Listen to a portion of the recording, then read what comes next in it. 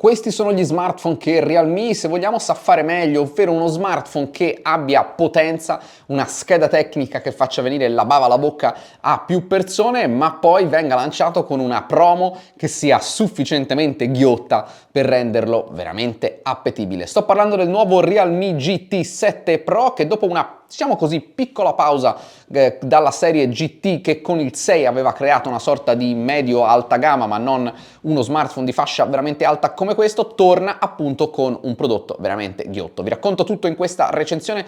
Vi ricordo che questa è la settimana del Black Friday, quindi troverete anche questa offerta, che però vi racconterò già qui, ma anche tutte le altre offerte minuto per minuto nel canale Telegram che trovate qui sotto in descrizione. Se non vi interessano invece un fiume di offerte, ma vi interessano solo alcune selezionate, vi consigliamo invece il canale di WhatsApp, sempre in descrizione. Non ci può essere una bella recensione senza un bel unboxing. Questa confezione purtroppo è sottile, ma ho comunque una discreta novità da raccontarvi in tal senso. All'interno della confezione che cosa abbiamo? Allora, intanto la manualistica, il pin, va bene, ma soprattutto la coverina immancabile degli smartphone Realme, quella grigio scuro che personalmente mi piace, è proprio un bel colore. E poi ovviamente lo smartphone, ma niente caricabatterie, se non fosse che se lo acquistate su Amazon vi viene comunque inviato, e sto parlando del caricabatterie originale da 120 watt di Realme. Ma adesso andiamolo a vedere un pochino più da vicino, partendo dal design e analizzandolo in questa colorazione rosso Marte. Eccoci qua quindi con Realme GT 7 Pro, la scatola era al contrario, questa colorazione qui veramente molto bella, ispirata a Marte non solo nel colore arancione rossastro, ma anche con queste venature che sembrano delle venature di lava quasi, veramente molto particolare. Non mi dispiace questo design, è da dire che non richiama altri design di Realme. Questo scollamento un po' fra i vari prodotti dell'azienda un po' personalmente mi dispiace, mi piacerebbe ci fosse una linea un pochino più comune, ma questo modello veramente molto bello. Mi piace anche questo doppio gradino della fotocamera, vedete c'è un blocco in metallo arancione e poi il blocco in vetro della fotocamera, vetro ovviamente anche qui sul retro, è un Panda Glass sul retro, mentre frontalmente invece c'è un Gorilla Glass 7i, profilo metallico tra l'altro di un metallo leggermente rossiccio, proprio appena, che richiama poi quello del retro, emettitore infrarossi, secondo microfono, tasto di accensione, bilanciere del volume, sotto carrellino della doppia nano SIM, microfono, porta USB-C e speaker. Pesa 223 grammi, non è uno smartphone leggerissimo, ma è giusto perché comunque è uno smartphone dalle dimensioni diciamo nella fascia quella un pochino più ampia. 162,45, 76,89, 8,55 mm se non vado errato, quindi non spessissimo, non leggerissimo. Però lo smartphone è non solo IP68 ma anche IP69, quindi resiste anche all'alta pressione, può essere usato anche per questa ragione per fare scatti sott'acqua, e questo è possibile grazie al fatto che appunto può resistere alla pressione dell'acqua e poi si può scattare o con il tasto del volume oppure, poi ve lo dirò, con il lettore di impronte ultrasonico. Colgo l'occasione, già che posso farlo, di mostrarvi anche l'altra colorazione, quella argentata, che è molto più pulita, molto più minimale, quindi scegliete ovviamente quello che si adatta di più al vostro gusto personale. Diversa proprio la trama, se qui c'è questo effetto un po' lavico, mentre invece su quest'altra versione c'è questo effetto spazzolatura, come se fosse metallo. Vi dico solo che su questa variante, vedete un po' qui, l'avevo pulito da poco, trattiene un pochino le impronte, cosa che invece su questo rosso, devo dire, veramente, anche se fosse, non si vede, quindi vi direi che no, non trattiene le impronte. E adesso andiamo a scoprire la scheda tecnica, perché questo smartphone è veramente uno di quei dispositivi, appunto come vi dicevo, che Realme sa fare molto bene, mettendoci dentro una scheda tecnica dei componenti di fascia alta, soprattutto strizzando l'occhio, puntando moltissimo alla performance pura. Una piccola nota stonata, se vogliamo, non c'è purtroppo all'interno il supporto eSIM, che vista la popolarità che questo tipo di tecnologia sta avendo, potrebbe per qualcuno far storcere il naso, anche se su questo io vi invito ad iscrivervi al nostro canale, a seguirci, perché presto testerò un modo per avere l'eSIM anche negli smartphone che non hanno eSIM. Ma adesso torniamo a noi. Per parlarvi della scheda tecnica lo metto un attimo qui da una parte, abbiamo il nuovissimo, potentissimo Snapdragon 8 Elite 3 nanometri, octa-core da 4.32 GHz con GPU Adreno 830, quindi una vera bomba dal punto di vista di hardware, con 12 GB di RAM, 256 o 512 GB di memoria interna UFS 4.0, quindi la tecnologia più veloce che c'è, memoria non espandibile, connettività 5G, Wi-Fi 7, Bluetooth 5.4, quindi tutto quello che si può chiedere da questo punto di vista. C'è ovviamente il chip NFC e, come vi dicevo, è uno dei pochissimi smartphone in circolazione ad avere un lettore di impronte ultrasonico. Vi faccio vedere, vedete, quando lo sfiorate appena, qui ovviamente così non può funzionare, non si illumina. Perché? Perché è appunto ultrasonico, proprio come i Galaxy di fascia alta, e proprio come i Galaxy di fascia alta devo dirvi che la promessa che questo sensore sia più veloce, secondo me non c'è, ma più preciso, quello sì. Funziona anche sott'acqua, non so perché dovrebbe fregarvene qualcosa, però devo dire assolutamente bene, funziona veramente bene. Sono contento di trovare questa tecnologia anche fuori dagli smartphone Samsung, cosa che è successa veramente pochissime volte.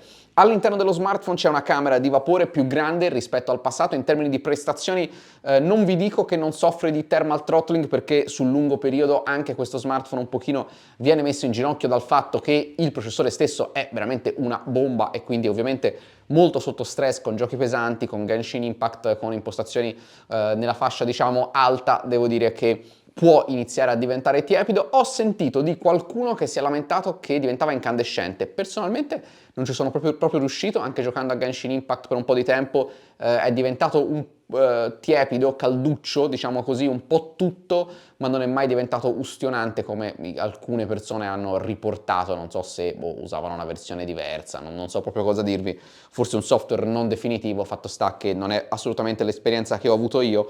In termini di prestazioni questo smartphone si comporta molto bene, devo dire che questo tra l'altro non ha neanche un impatto esagerato sull'autonomia. Sempre rimanendo, se vogliamo, in ambito scheda tecnica, questo display veramente ha dei numeri spettacolari. Ancora una volta display dei record, diciamo così, 6500 nit di luminosità di picco. Non c'è bisogno che vi dica che c'è molto marketing in questa definizione, è una luminosità che si ottiene solo localmente, solo temporalmente, solo con i contenuti HDR, ma posso dirvi che in termini di luminosità ci siamo e come.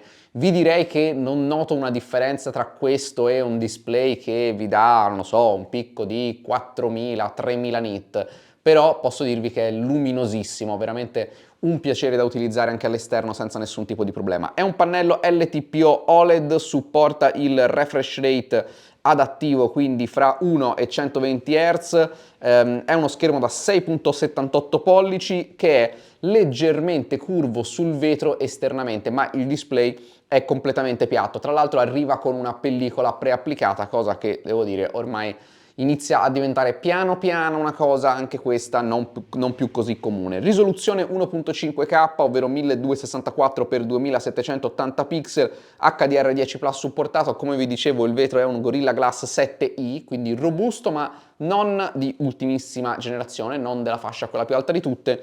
Nel complesso il display è sicuramente un punto di forza e a questo si aggiunge la fluidità generale del sistema, di cui vi parlerò fra un attimo. Ecco, veramente un piacere da usare. Parlando di software, Realme qua dentro arriva con già Android 15, per fortuna. Ecco il momento dell'anno finalmente in cui gli smartphone arrivano per fortuna già aggiornati, con la Realme UI 6, quindi la personalizzazione di Realme, e 3 nuove versioni di Android, quindi fino ad Android 18, e 4 anni di patch di sicurezza. Secondo me una soglia leggermente inferiore a quello che io avrei desiderato personalmente. Poi so che quando si parla di smartphone ad altissima performance spesso si punta anche a un pubblico che lo smartphone magari non lo tiene 4 anni e probabilmente vorrà un nuovo smartphone delle performance già magari fra un paio di anni. Però ecco, anche lì un po' come le SIM, magari sono un paio di cose che nel 2024 avrei a prescindere voluto vedere qua dentro. Ed eccoci qua, parliamo di software. Devo dire che non ho trovato particolari differenze rispetto all'Oppo che abbiamo recensito soltanto qualche giorno fa. Tra l'altro, andando qui abbiamo i temi Flux che abbiamo imparato a conoscere anche sulla ColorOS, ritroviamo anche qui su questa Realme UI 6, vi ricordo tutto basato su Android 15, Always On Display assolutamente personalizzabile in molti modi diversi, con tantissimi temi, tra l'altro personalizzabili, vedete questo numerino col 3, vuol dire che dentro ci sono 3 varianti tre varianti di questo tema, quindi potete assolutamente sbizzarrirvi. E poi ci sono le funzionalità come lo Share to iPhone, ovvero eccolo qua, condividi con iPhone. Dovrete, anzi dovrà la persona che ha l'iPhone comunque scaricare un'applicazione, ma da quel punto avrete praticamente AirDrop integrato, oppure ancora potete andare a, per esempio, andare ad aprire un sito web, usare questa barra laterale per utilizzare le funzioni AI, come per esempio il riepilogo. Come vi ho detto anche nell'Oppo, perché alla fine dal punto di vista software sono estremamente simili, qualche volta, una volta ogni tot, per qualche ragione, vi dà il riassunto in inglese anche se il contenuto è in italiano, non so bene perché, oppure potete andare a fare la lettura ad alta voce. Cosa interessante è che potete anche uscire dall'applicazione e la lettura del contenuto continuerà. In questo modo voi potete ascoltare come se fosse un podcast le vostre notizie preferite e uscire dall'applicazione. Oltre a questo abbiamo altre funzionalità ovviamente come il doc dei file dove mettete i file preferiti, e poi abbiamo anche schizzo in immagine, eccolo qua per esempio, scegliamo, questo era uno schizzo che avevo fatto io, non so se si capisce cosa dovrebbe essere, proviamo con realistico, ci sono vari temi, ci sono 10 token al giorno se non vado errato, dove potete in sostanza, l'abbiamo visto una funzione simile per esempio anche sui Samsung, andare a generare dopo qualche istante delle immagini create con intelligenza artificiale. Devo dire, lo vedete che è simpatico, non prende fedelmente, avete visto per esempio la posizione, l'inquadratura, la prospettiva è diversa rispetto a quella che ho fatto io, però va a creare un'immagine che è simile. Devo dire che non è niente di rivoluzionario, ma è una cosa, mettiamola così, simpatica. Guardiamo al comparto fotocamere, dove abbiamo due fotocamere da 50 megapixel, una principale f1.8, una zoom 3x f2.65 e una grandangolare purtroppo solo 8 megapixel f2.2. Mentre invece per quanto riguarda la frontale abbiamo una fotocamera nel foro, ovviamente, come tutti gli smartphone più recenti, una 16 megapixel f2.45. Entriamo nell'interfaccia della fotocamera, che ha il classico aspetto, quello di tutti gli smartphone OnePlus, Oppo, Realme, come volete. Eccola qua, con minime differenze. 2x e 6x che sono delle interpolazioni rispetto alla fotocamera precedente, quindi alla 3x e alla 1x che sono delle ottiche.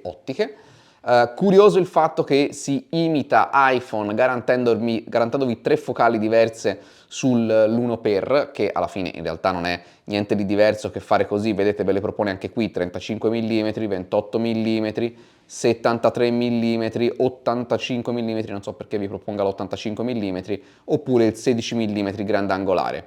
Ci sono varie funzionalità di scatto, alcune anche interessanti, fra cui ecco la subacquea di cui vi parlavo prima. Purtroppo non è proprio periodo per andare al mare, quindi non andando in piscina non mi è capitato di provare questa funzionalità, l'ho messo sott'acqua, ma ovviamente non è questo il senso. Possibilità di fare snap AI, quindi foto molto rapide, è una peculiarità simile anche a quella che abbiamo visto anche appunto qui su Oppo. È uno smartphone che scatta molto rapidamente e tra le altre cose vi permette di fare live photo senza perdita di qualità. Anche questa è una cosa vista su Oppo. Andiamo a vedere come scatta le foto questo smartphone. Allora, partiamo dal punto debole, dalla fotocamera grandangolare. 8 megapixel su uno smartphone di questa fascia mi fa veramente storcere il naso. I risultati sono ok con buona luce, ma basta non moltissimo per metterla un pochino più in difficoltà. È un peccato, devo essere sincero. La grandangolare viene un po'... ultimamente è stata un po' bistrattata, se vogliamo, in favore di questo ritorno alle fotocamere zoom che io veramente amo, però ecco, non per questo queste fotocamere, le fotocamere grandangolari, allora devono subire, diciamo, devono avere un passo indietro. Per il resto alle altre due 50 megapixel scattano molto bene la fotocamera zoom, mi è piaciuta molto, così la 16 megapixel frontale, secondo me anche questa si poteva fare qualcosina in più, ma insomma le foto le state vedendo, quelle di giorno sono molto buone, ottime oserei dire. Sulle foto notturne sono ok, ma secondo me lì si nota un po' più la differenza rispetto ai premium. Non mi hanno fatto impazzire i video perché sono in 4K 60 dalla principale e dalla zoom, ma non sono stabilissimi. mentre invece frontale e grandangolare solo in Full HD e comunque non stabilissimi, quindi alla fine il compromesso migliore è un 4K30 dalla fotocamera principale, ma appunto senza poi poter passare alla grandangolare. Secondo me qui con qualche aggiornamento software qualcosina in più si potrà fare. Eccoci anche in game, alziamo il volume, ecco qua abbiamo appena distrutto un aereo, ma stiamo noi a nostra volta per essere distrutti, siamo a 120 fps, ci nascondiamo dietro una cortina di fumo, altrimenti i nostri momenti sarebbero praticamente finiti, ma rimaniamo a 120 fps nonostante questa cortina di fumo che chi conosce questo gioco sa che va a drasticamente solitamente abbassare i dettagli, quindi è uno smartphone che è così potente che riesce a superare le necessità, diciamo, di questo gioco, visto che anche nei momenti più concitati tranquillamente si riesce appunto a rimanere oltre i valori minimi. Noi comunque periremo probabilmente a breve perché lo stato della nostra nave è veramente pietoso, possiamo anche provare a lanciarci in un attacco diretto con il nostro aereo, ma ovviamente servirà veramente a poco. Ecco qua siamo già stati, però guardate anche l'effetto, c'è anche il ray tracing attivo, sto sganciando tutte le bombe completamente a caso e secondo me la mia nave nel frattempo bene non è che proprio stia, eccola qui, però insomma veramente un eccellente prodotto. E vi dicevo che è tiepido sulla parte centrale, un pochino più caldo qui sulla fotocamera ma non bollente, e adesso esco di botto per evitarmi l'umiliazione. La batteria, attenzione attenzione, bella sorpresa, è da 6500 mAh. Questo è possibile grazie all'utilizzo della nuova tecnologia al silicio carbonio che abbiamo visto su pochissimi altri smartphone negli ultimi mesi, adesso sembra star prendendo un po' piede, e su uno smartphone che l'anno scorso avrebbe avuto un 5000 o poco più mAh, qui abbiamo un 6500, che ci permette anche con un utilizzo intenso di arrivare sempre a fine giornata. Questo è veramente un bellissimo avanzamento tecnologico, finalmente ci voleva. In più ricarica super iper rapida a 120 watt, purtroppo però invece manca la ricarica wireless. E siamo arrivati a parlare di prezzi. Questo era il Realme GT 7 Pro, uno smartphone di fascia altissima, uno smartphone premium se vogliamo, con qualche sicuramente mancanza rispetto ad altri premium che costano però anche 500, ma poi come vedremo anche molto più di 500 euro in più, in favore appunto di uno smartphone che possa essere quel flagship killer che sul mercato sembra un po' mancare se vogliamo. Quali sono questi prezzi senza girarci troppo intorno? Allora, 12 256 999 euro, 12 512 1099 euro, prezzi ok. Per essere dei flagship killer voi starete dicendo vabbè ma questo è pazzo, ha detto flagship killer e poi mi dice che costano 1000 e 1100 euro, e avreste assolutamente ragione. Sono dei prezzi secondo me un po' sparati lì, ve lo dico. La tattica di Realme spesso, soprattutto in questa fascia dell'anno, durante il Black Friday, è quello di lanciare dei prodotti e farci subito delle super offerte. In questo caso 200 euro di sconto su entrambe le varianti, quindi 799 e 899. A questo prezzo inizia a essere veramente molto interessante perché per meno di 800 euro vi portate a casa uno smartphone con Snapdragon 8 Elite già all'interno, che è qualcosa di veramente sorprendente che nessun altro può offrirvi. In più, solo nella variante quella più economica, 799, su Amazon verrete omaggiati del caricabatterie che vi facevo vedere prima da 120 watt, e questo è un altro motivo appunto per approfittarne proprio durante questo periodo promozionale. Io vi ringrazio per essere arrivati fino a qui, spero che il video vi sia piaciuto, sia stato utile, lo spazio nei commenti ovviamente è sempre aperto. Un paio di raccomandazioni: canale Telegram per le offerte in tempo reale minuto per minuto del Black Friday, canale WhatsApp per chi invece vuole poco e riassunto soltanto quando ci sono le offerte più grandi, e per tutti gli altri iscrivetevi al nostro canale, attivate la campanella delle notifiche se non l'avete mai fatto. Disclaimer finale: questo Realme GT 7 Pro è stato inviato da Realme, che però non ha avuto modo di vedere questo video in anteprima, lo sta guardando per la prima volta insieme a voi, non ha fornito compenso economico. Io vi ringrazio e noi ci vediamo a un prossimo video.